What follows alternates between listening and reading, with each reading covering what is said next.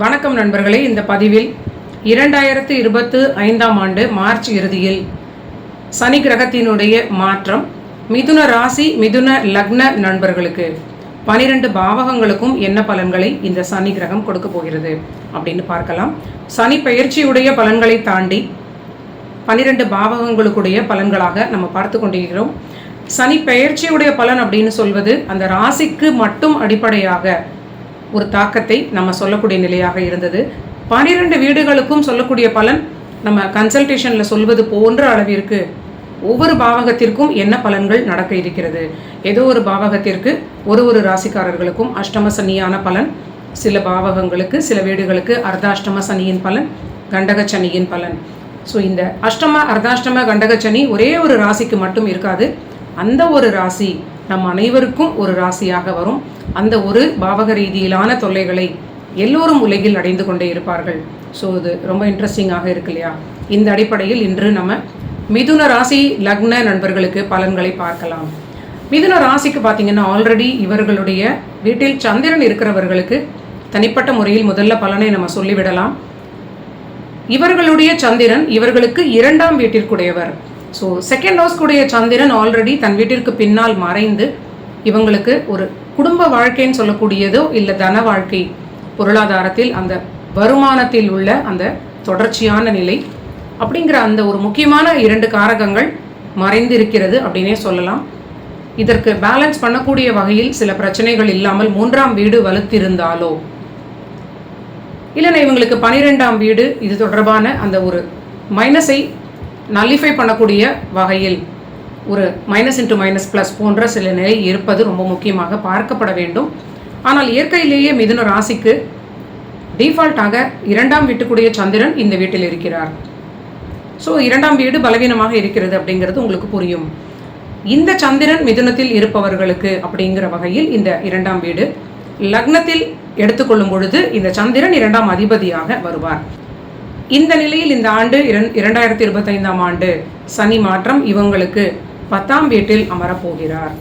இந்த 10இல் அமர்ந்த சனி கிரகம் நேரடியாக 3ஆம் பார்வையாக இவங்களுடைய 12ஆம் வீடு படுக்கை ஸ்தானம், வெளிநாட்டு பிரயாணங்களை குறிக்கக்கூடிய ஸ்தானம், இவங்களுடைய 4ஆம் வீடுன்னு சொல்லக்கூடிய தாயார் ஸ்தானம், இவங்க ஆரோக்கியம், இவர்களுடைய 7ஆம் வீடு நண்பர்கள், வாழ்க்கை துணை, கணவர் அல்லது மனைவி, இந்த 3 வீடுகளையும் சனி பார்க்கிறார். ஸோ இந்த நிலையில் இவங்களுக்கு மிதுனத்தில் இருக்கக்கூடிய நண்பர்களுக்கு முதலில் பார்த்தீங்கன்னா இவங்களுடைய ராசிக்கு 2ஆம் வீட்டு சம்பந்தமான சில பலவீனங்களை இந்த காலத்தில் சிலர் உணரலாம். இது கோட்சாரத்திலேயே பொது பலனாகவே இந்த பலன் நடக்க வாய்ப்பிருக்கிறது. சற்று திருமண வாழ்வில் நீங்கள் அனுசரித்து விட்டு கொடுத்து செல்வது ஒரு நல்ல பலனை கொடுக்கும். இது சந்திரன் ஆல்ரெடி குடும்பஸ்தானத்தை பலவீனப்படுத்துவது போன்று வாழ்நாள் முழுவதும் ஒரு நிலை கொடுத்திருப்பது நம்ம மறக்கக்கூடாது. இப்பொழுது பார்த்தீங்கன்னா படுக்கை ஸ்தானத்தை சனி கிரகம் நேரடியாக பார்ப்பது சிலருக்கு பணி ரீதியிலாக எங்கேயாவது மாற்றங்களை இவங்க கணவர் அல்லது மனைவி யாராவது அடைவதற்குடைய வாய்ப்பாக இருக்கும். சிலருக்கு தசாபுத்தி சரியில்லை அப்படின்னா ஏதாவது வாக்குவாதம், கோபம், பிரிவினை இப்படி வருவதற்கு ஒரு வாய்ப்பாக இது இருக்கும். ஸோ இது மிதுன ரீதியிலாக 1ஆம் வீட்டிற்கு அப்படிங்கிற பலன் பார்த்தீங்கன்னா குடும்ப வாழ்வுக்கு நீங்கள் அதிக அக்கறை கொடுக்க வேண்டும். ஆனால் இவங்களுக்கு பொருளாதாரத்தில் பிரச்சனை இருப்பது போன்ற ஒரு நிலை தெரியவில்லை. 10இல் இருந்த சனி கிரகம் இவங்களுக்கு நல்ல ஒரு பணி வளர்ச்சி, உத்தியோக மாற்றங்கள் இதெல்லாம் சிறப்பாகவே கொடுக்கிறார். அதிக டார்கெட் இவர்களுக்கு குடும்ப வாழ்விற்கே கொடுக்கப்படுகிறது அப்படின்னு நீங்கள் புரிந்து கொள்ளலாம். அடுத்ததாக 2ஆம் வீடுன்னு சொல்லக்கூடிய சந்திரனுடைய வீடு கடகராசி. இந்த 2ஆம் வீட்டிற்கு என்ன பலன்? 2ஆம் வீட்டிற்கு குடும்ப வாழ்வை வெளிநாடு வெளியூர் பிரயாணங்கள் மூலியமாக வேறு ஒரு இடத்திற்கு மாற்றிக்கொள்ளக்கூடிய நல்ல நிலையாக இருக்கும்.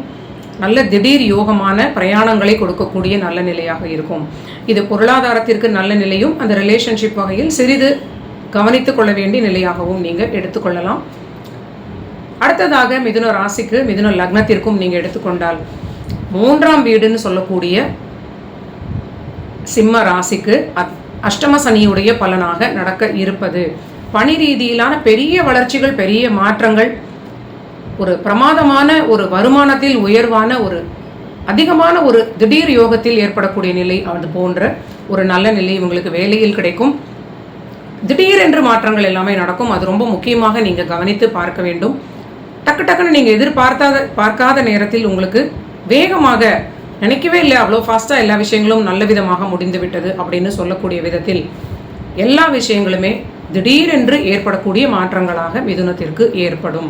ஆனால் முயற்சிக்கு வெற்றின்னு சொல்லலாம். பணி ரீதியிலான முயற்சிக்கு, தொழில் ரீதியிலான முயற்சிகளுக்கு பிரமாதமான வெற்றி என்றே சொல்லலாம். முக்கியமாக வெளியூர் வெளிநாடு பிரயாணங்களுக்கான முயற்சிகள் ரொம்ப நல்ல ஒரு கனெக்ஷனை கொடுப்பது. 3, 8, 12ன்னு சொல்லக்கூடியது வெளிநாட்டு பிரயாணங்களுக்கான முயற்சிகள் ரொம்ப பிரமாதமாக இவங்களுக்கு ஒர்க் அவுட் ஆகக்கூடிய நல்ல நிலை. அடுத்தது 4ஆம் வீடு, இவங்களோட ஆரோக்கியம், தாயாருடைய ஆரோக்கியம், வீடு வாகனங்கள்.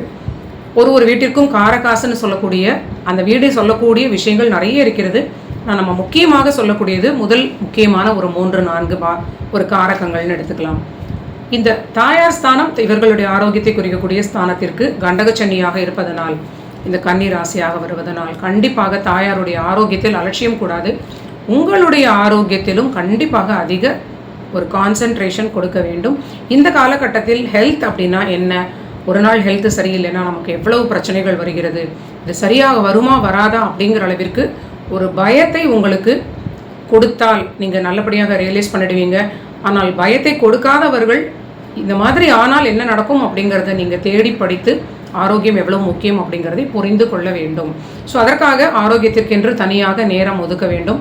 மனப்பயிற்சி, உடற்பயிற்சி, ஸ்லோகா சாண்டிங், உங்களுக்கு எதெல்லாம் பிடித்திருக்கிறதோ கண்டிப்பாக இது எல்லாமே பலன் உள்ளது நண்பர்களே. நீங்கள் இதை செய்து பார்த்து உணர வேண்டும். ஸோ ஆரோக்கியத்தில் அலட்சியம் கூடாது, தாயாரையும் பார்த்து கொள்ள வேண்டும். மற்றபடி 4ஆம் வீடு தொடர்பான புதிதாக வீடு வாகனங்கள் இதெல்லாம் வாங்கலாமான்னு கேட்டால் வாங்கலாம். ஆனால் சனியுடைய பார்வை இருப்பதனால் கண்டிப்பாக சில இழுபறி குழப்பங்கள் இதெல்லாம் உங்களுக்கு ஒரு பெரிய ப்ராசஸாக ஸ்ட்ரெனுவஸான நிலையாக இருந்து பின்னர் அது பாசிட்டிவான பலன்களை கண்டிப்பாக கொடுக்கும். அடுத்ததாக மிதுனத்திற்கு 5ன்னு சொல்லக்கூடிய உங்களுடைய புத்திரஸ்தானம், உங்களுடைய பூர்வீகம், பூர்வ புண்ணியம், குழந்தைகள், குழந்தை பாக்கியத்திற்கு காத்து கொண்டிருப்பவர்கள். இந்த வீட்டிற்கு பார்த்தீங்கன்னா சனி 6ல் மறைந்து விட்டார். குழந்தை பாக்கியத்திற்கு அதிக வாய்ப்பாக இருக்கும். குழந்தை பாக்கியம் காத்து கொண்டிருப்பவர்களுக்கு நல்ல பலனாகவே இருக்கும்.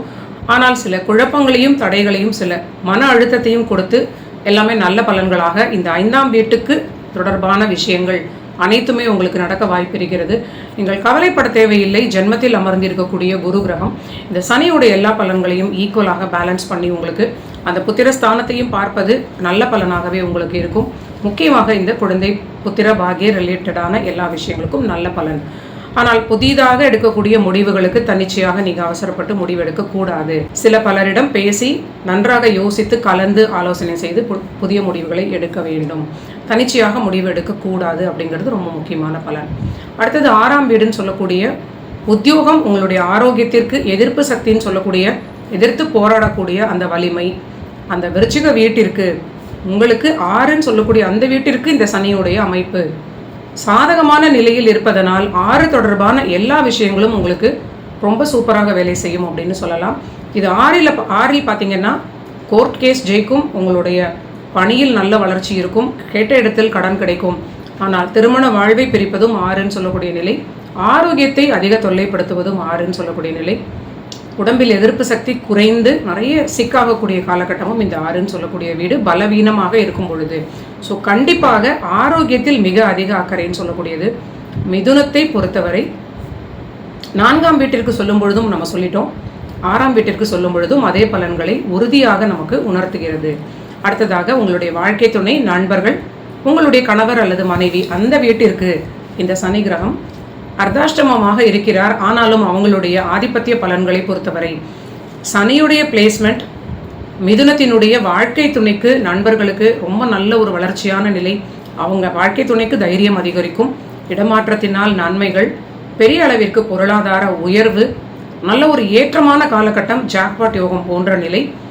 அவங்களோட சப்போர்ட் மிதுனத்திற்கு ரொம்ப அதிகமாக ஒரு நல்ல ஒரு ஊக்குவிக்கக்கூடிய ஒரு மோட்டிவேஷனை கொடுக்கக்கூடிய நல்ல நிலையாக இருக்கும் அப்படின்னு சொல்லலாம்.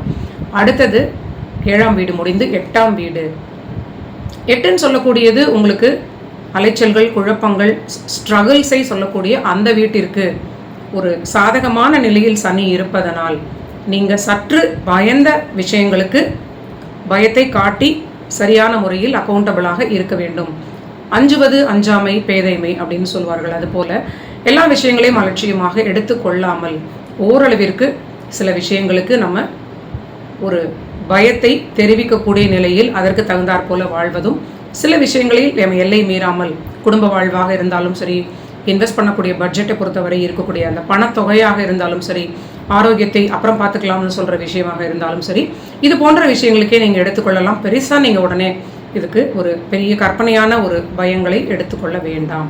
ஸோ 8ஆம் வீட்டிற்கு சாதகமாக சனி அடுத்த கட்ட வளர்ச்சியாக கொடுப்பதனால் திடீர் மாற்றங்களாக பணி ரீதியிலான மிகப்பெரிய நன்மைகள் நடக்கும். 8ஆம் வீட்டிற்கு 3இல் இருக்கக்கூடிய சனி கிரகம் மிதுன ராசி லக்ன நண்பர்களுக்கு முக்கியமாக திடீர் மாற்றங்கள், திடீர் வளர்ச்சிகள், இதெல்லாமே 10ஆம் வீடு தொடர்பாக உத்தியோகம், பணி, இது தொடர்பான எல்லா விஷயங்களும் ரொம்ப நல்ல வளர்ச்சியாக, ஒரு வேகமான வளர்ச்சியாக உங்களுக்கு நடக்கக்கூடிய நிலையாக இருக்கும். எல்லாமே திடீர் வளர்ச்சி, திடீர் மாற்றங்கள், திடீர் முடிவுகள், திடீர் அறிவிக்கப்படக்கூடிய விஷயங்கள், இது போலவே உங்களுக்கு இந்த ஆண்டு நடக்க இருக்கிறது. சற்று 8ஆம் வீடு வலுப்பதனால் உங்களுடைய தனிப்பட்ட விஷயங்களுக்கான முயற்சிகளில் ஒரு முறைக்கு இருமுறை யோசித்து எல்லா விஷயங்களையும் நிதானமாக முடிவெடுத்து கலந்து ஆலோசனை செய்து ஒரு கூட்டு முயற்சியாக நீங்கள் அதை எடுத்துக்கொண்டு செல்ல வேண்டும். வாகனங்களில், வண்டிகளில் பிரயாணங்கள் செய்யும் பொழுது இரவு நேரங்களில் எல்லாமே சற்று கூடியவரை பாதுகாப்பாக இருப்பது உங்களுக்கு நன்மை அளிக்கும். அடுத்தது 9ஆம் வீடுன்னு சொல்லக்கூடிய அதிர்ஷ்டம், உங்களுடைய தந்தையுடைய ஒரு நிலை, உங்கள் குழந்தைகளுடைய குழந்தை பாக்கியம், உங்கள் குழந்தைகளுக்குடைய புத்திஸ்தானாதிபதி, அவங்களுடைய ப்ரெசன்ஸ் ஆஃப் மைண்ட் இந்த ஆண்டு எப்படி இருக்க போகிறது, இதெல்லாம் பார்க்கும் பொழுது எல்லாமே ரொம்ப நல்ல நிலையாக இருக்கிறது. சனி ஃபார்வர்டாக நகர்ந்து இருப்பது, ஆனால் தந்தையுடைய ஆரோக்கியத்தில் சற்று அலட்சியம் இல்லாமல் இருப்பது நல்ல நிலை. 10இல் இருக்கக்கூடிய சனி கிரகம் அந்த 9ஆம் வீட்டில் ஒரு ரிவர்ஸ் ஆர்டரில் வரக்கூடிய ராகுவுடைய ஒரு நிலையும் நம்ம எடுத்து பார்க்கும் பொழுது உங்களுடைய மிதுன ராசி லக்ன நண்பர்களுக்கு உங்களோட தந்தையுடைய வயதிற்கு ஏற்றார் போல சற்று கவனம் தேவை அப்படின்னே சொல்லலாம். கர்மஸ்தான சனி அப்படிங்கிறதுனால கொஞ்சம் நீங்கள் உங்களால் முடிந்தவரை சில விஷயங்களை கவனமாக பார்த்து கொள்ள வேண்டும். தாயார் ஆரோக்கியம், தந்தையார் ஆரோக்கியம் இரண்டையுமே மிதுன ராசி லக்ன நண்பர்கள் பார்த்து கொள்ள வேண்டும். 10ஆம் வீட்டிற்கு சனி நேரடியாக அமர்ந்திருக்கிறார். இந்த சனி தான் 8, 9 கூடியவர் 10இல் அமர்ந்து பெரிய மாற்றங்களையும் பெரிய வளர்ச்சிகளையும் கொடுக்க போகிறார். 10இல் அமர்ந்த சனி அந்த வீட்டிற்குடைய குரு லக்னத்தில் அமர்ந்து மிதுன லக்னம், மிதுன ராசி நண்பர்களுக்கு ரொம்ப அற்புதமான உங்களுடைய ஒரு மீண்டும் ஒரு குரு வளையம் அப்படின்னு சொல்லக்கூடிய வகையில் கடந்த 12 ஆண்டுகளுக்கு பிறகு இந்த ஒரு அடுத்து வரக்கூடிய 12 ஆண்டுகளுக்கு பெரிய உச்சத்தை உங்களுக்கு கொடுக்கக்கூடிய நல்ல பலன். வாழ்க்கை துணையுடைய உதவியாக இருக்கலாம், ஒரு நண்பருடைய சப்போர்ட்டாக இருக்கலாம், ஒரு நண்பர் உங்களுக்கு கை காட்டக்கூடிய ஒரு டைரக்ஷனில் உங்களுக்கு பெரிய அதிர்ஷ்டம், ஒரு பொக்கிஷம் கிடைக்கலாம் அப்படின்னு கூட எடுத்துக்கொள்ளலாம். இந்த 7 கூடிய குரு உங்களுக்கு ஜென்மத்தில் அமர்ந்து 5, 7, 9 பார்ப்பது 10இல் இருக்கக்கூடிய சனி அற்புதமான ஜாக்பாட் யோகம் மிதுன ராசி. தவறாமல் நீங்கள் இதை நல்ல விதமாக யூஸ் பண்ணிக்கோங்க. அடுத்தது 11ஆம் வீடு உங்களுடைய மூத்த சகோதரர்கள் நினைத்த காரியத்தை ஜெயிக்கக்கூடிய வீடு. இந்த வீட்டிற்கு சனி 7.5 சனி போன்ற ஒரு நிலை, இது மேஷமாக நம்ம வரக்கூடிய வீடு. அவர்களுக்கு சில மன அழுத்தம், குடும்பத்தில் இருக்கக்கூடிய குழப்பங்கள், அதனால் உங்களுக்கும் அவங்களுக்கும் இருக்கக்கூடிய ரிலேஷன்ஷிப்பில் சில பிரச்சனை இருக்கலாம். ஓரளவிற்கு அதை மெயின்டைன் பண்ணி கொண்டு செல்வது நல்ல நிலை. வாக்குவாதம் மட்டும் வேண்டாம், அவர்களோடு நீங்கள் வாக்குவாதம் செய்ய வேண்டாம். ஸோ இந்த காலகட்டத்தில் பெரிய பிரச்சனை வந்தால் அது ஒரே தரியாக பிரிவதற்கு வாய்ப்பாக மாறிவிடும். அடுத்ததாக உங்களுடைய 12ஆம் வீடு, இந்த வீட்டை தான் சனி நேரடியாக பார்க்கிறார். சுற்றி வரும் பொழுது பார்த்தீங்கன்னா உங்களுடைய படுக்கை ஸ்தானத்தை பாக்யாதிபதியான சனி பார்ப்பது 9, 12 அயல்நாட்டு பிரயாணங்கள் ரொம்ப நல்ல ராஜயோகத்தை தொடர்ந்து கொடுப்பது நிறைய பாவகங்கள் மூலியமாக மிதுனத்திற்கு சொல்கிறது.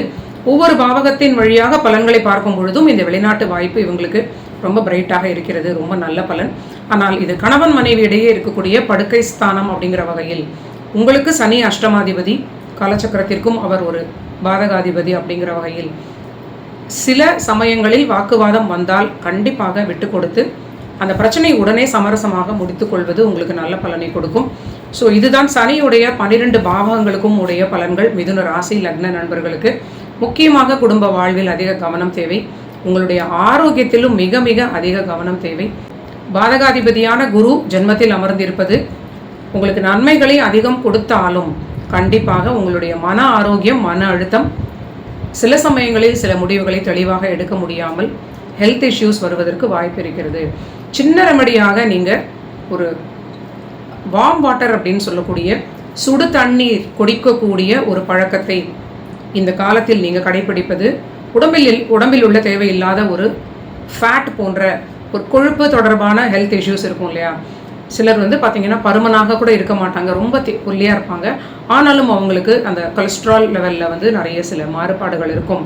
அது வந்து உடலுடைய அந்த நம்முடைய ஃப்ளெஷ்ஷுக்கும் நம்மளோட பாடி மாஸ்க்கும் உள்ளூர் இருக்கக்கூடிய அந்த கொலஸ்ட்ராலுடைய படிமானத்திற்கும் சம்பந்தம் கிடையாது. இதை ஜோதிடத்தில் குறிக்கக்கூடிய கிரகம் குரு அப்படிங்கிறதுனால, அவரே பாதகாதிபதி அப்படிங்கிறதுனால, நீங்கள் ரெகுலராக இந்த காலகட்டத்திலும் இது சம்மராக இருந்தாலும் ஒரு ஃப்ளாஸ்கில் வந்து வெந்நீர் எடுத்து வைத்து கொண்டு கொஞ்சம் வார்மாகவே தண்ணீர் குடித்து கொண்டு வந்தால் இதுவே ஒரு பெரிய மருத்துவமாக உங்களுக்கு மாறிவிடும். வேறு மருத்துவம் எடுத்துக்கொள்ள தேவையில்லாத அளவிற்கு ஆரோக்கியத்தை இது பாதுகாக்கும். நன்றி நண்பர்களே. இதுதான் 2025 சனி மாற்றத்தினால் மிதுன ராசி லக்ன நண்பர்களுக்கு அவங்களுடைய 12 வீடுகளுக்குமான ஒரு அற்புதமான பலன்களாக நீங்கள் இங்கே பார்த்தீங்க. இங்கே எல்லோரும் என்னுடைய சேனலை தொடர்ந்து சப்ஸ்கிரைப் பண்ணிவிட்டு பாருங்கள். உங்கள் நண்பர்களுக்கு, ஃபேமிலி, ஃப்ரெண்ட்ஸ்க்கு எல்லாருக்கும் ஷேர் பண்ணுங்கள். மீண்டும் ஒரு நல்ல பதிவில் சந்திப்போம்.